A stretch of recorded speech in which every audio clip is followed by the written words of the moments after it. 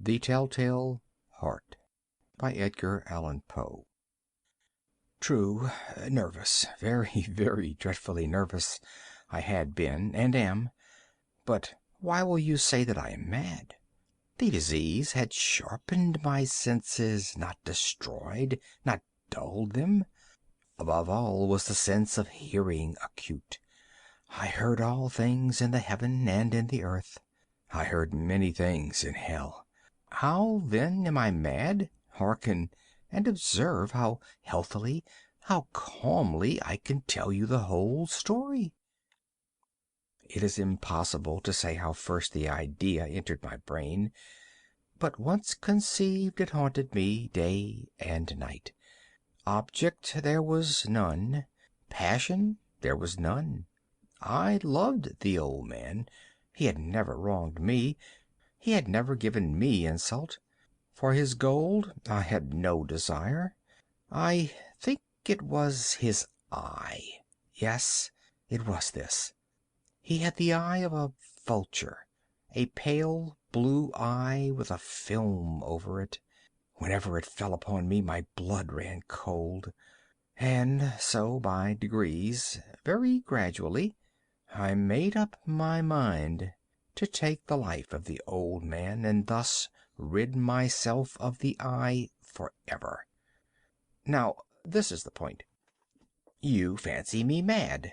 Madmen know nothing. But you should have seen me. You should have seen how wisely I proceeded, with what caution, with what foresight, with what dissimulation I went to work. I was never kinder to the old man than during the whole week before I killed him. And every night about midnight I turned the latch of his door and opened it, oh, so gently. And then, when I had made an opening sufficient for my head, I put in a dark lantern, all closed, that no light shone out. And then I thrust in my head. Oh, you would have laughed to see how cunningly I thrust it in. I moved it slowly, very, very slowly, so that I might not disturb the old man's sleep. It took me an hour to place my whole head within the opening so far that I could see him as he lay upon his bed. Ha! Would a madman have been so wise as this? And then, when my head was well in the room, I undid the lantern cautiously. Oh, so cautiously. Cautiously, for the hinges creaked. I undid it just so much that a single thin ray fell upon the vulture eye. And I did this for 7 long nights, every night, just at midnight. But I found the eye always closed, and so it was impossible to do the work. For it was not the old man who vexed me, but his evil eye. And every morning when the day broke, I went boldly into the chamber and spoke courageously to him, calling him by name in a hearty tone, and inquiring how he had passed the night.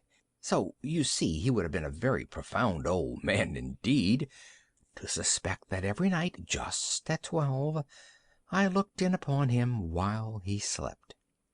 Upon the 8th night I was more than usually cautious in opening the door. A watch's minute hand moves more quickly than did mine. Never before that night had I felt the extent of my own powers, of my sagacity. I could hardly contain my feelings of triumph.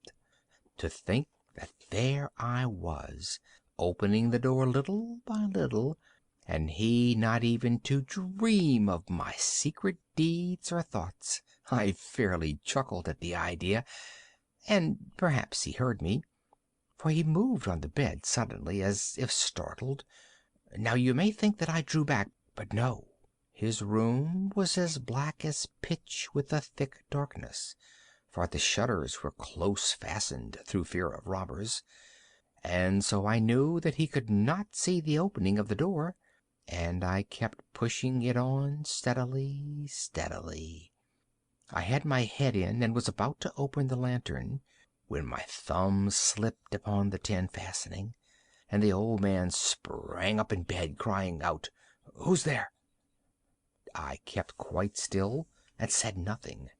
For a whole hour I did not move a muscle, and in the meantime I did not hear him lie down.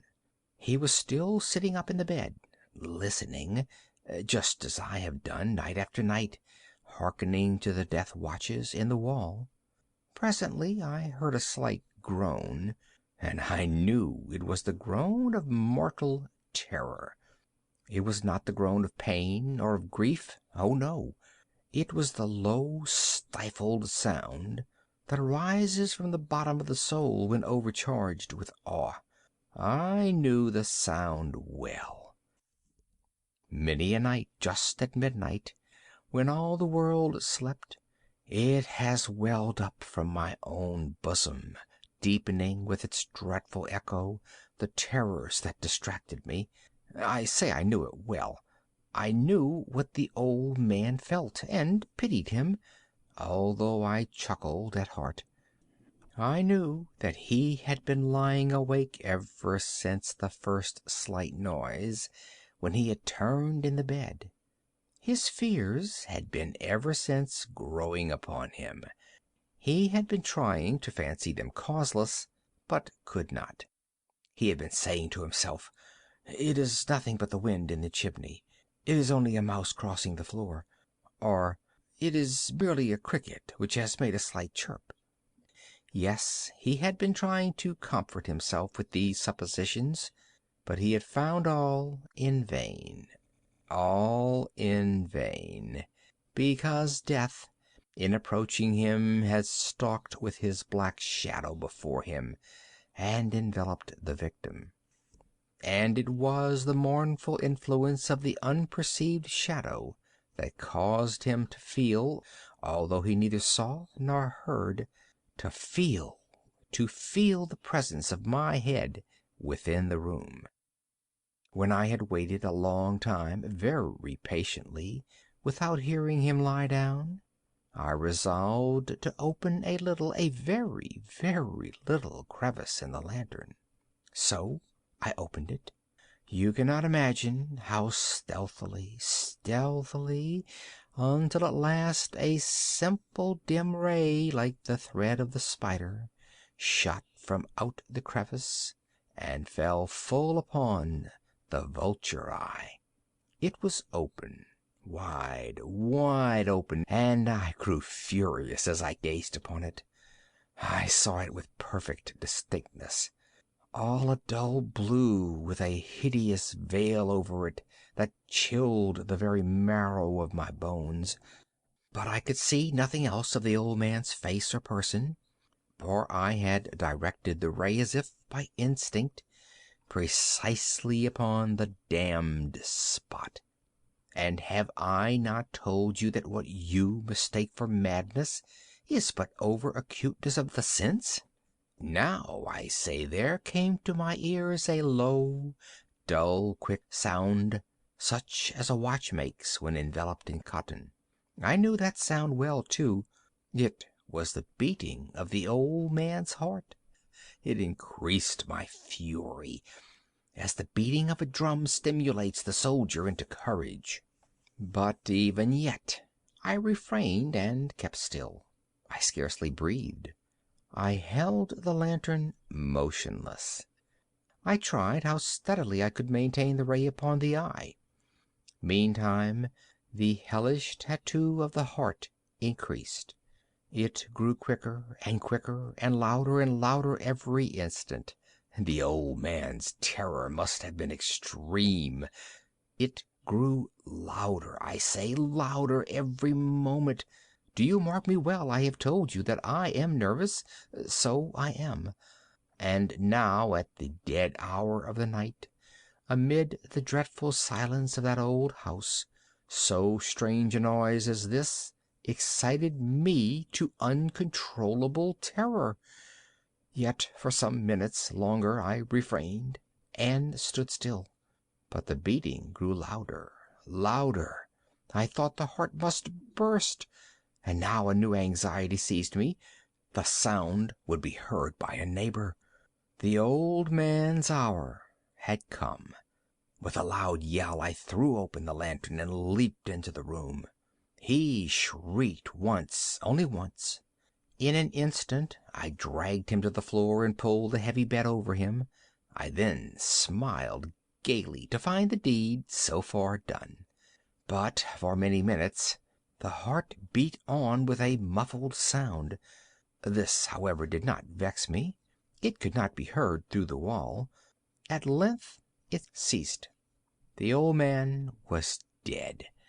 I removed the bed and examined the corpse. Yes, he was stone dead. I placed my hand upon the heart and held it there many minutes. There was no pulsation. He was stone dead. His eye would trouble me no more. If you still think me mad, you will think so no longer when I describe the wise precautions I took for the concealment of the body. The night waned, and I worked hastily, but in silence. First of all, I dismembered the corpse. I cut off the head and the arms and the legs. I then took up 3 planks from the flooring of the chamber, and deposited all between the scantlings. I then replaced the boards so cleverly, so cunningly, that no human eye, not even his, could have detected anything wrong. There was nothing to wash out, no stain of any kind, no blood spot whatever. I had been too wary for that. A tub had caught all. Ha ha! When I had made an end of these labors, it was 4 o'clock, still dark as midnight. As the bell sounded the hour, there came a knocking at the street door. I went down to open it with a light heart, for what had I now to fear? There entered 3 men, who introduced themselves with perfect suavity as officers of the police. A shriek had been heard by a neighbor during the night. Suspicion of foul play had been aroused. Information had been lodged at the police office, and they, the officers, had been deputed to search the premises. I smiled, for what had I to fear? I bade the gentlemen welcome. The shriek, I said, was my own in a dream. The old man I mentioned was absent in the country. I took my visitors all over the house. I bade them search well. I led them at length to his chamber. I showed them his treasures, secure, undisturbed. In the enthusiasm of my confidence, I brought chairs into the room, and desired them here to rest from their fatigues, while I myself, in the wild audacity of my perfect triumph, placed my own seat upon the very spot beneath which reposed the corpse of the victim. The officers were satisfied. My manner had convinced them. I was singularly at ease. They sat while I answered cheerily. They chatted of familiar things. But ere long I felt myself getting pale and wished them gone. My head ached, and I fancied a ringing in my ears. But still they sat and still chatted. The ringing became more distinct. It continued and became more distinct. I talked more freely to get rid of the feeling, but it continued and gained definiteness, until at length I found that the noise was not within my ears. No doubt I now grew very pale, but I talked more fluently and with a heightened voice. Yet the sound increased, and what could I do? It was a low, dull, quick sound, much such a sound as a watch makes when enveloped in cotton. I gasped for breath, and yet the officers heard it not. I talked more quickly, more vehemently, but the noise steadily increased. I arose and argued about trifles in a high key and with violent gesticulations, but the noise steadily increased. Why would they not be gone?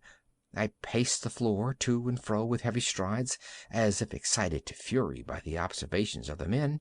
But the noise steadily increased. Oh, God! What could I do? I foamed, I raved, I swore. I swung the chair upon which I had been sitting, and grated it upon the boards, but the noise arose over all and continually increased. It grew louder, louder, louder, and still the men chatted pleasantly and smiled. Was it possible they heard not? Almighty God! No, no! They heard! They suspected! They knew! They were making a mockery of my horror! This I thought, and this I think. But anything was better than this agony. Anything was more tolerable than this derision. I could bear those hypocritical smiles no longer. I felt that I must scream or die, and now, again, hark! Louder, louder, louder, louder! Villains! I shrieked. Dissemble no more. I admit the deed. Tear up the planks. Here, here. It is the beating of his hideous heart. End of The Telltale Heart.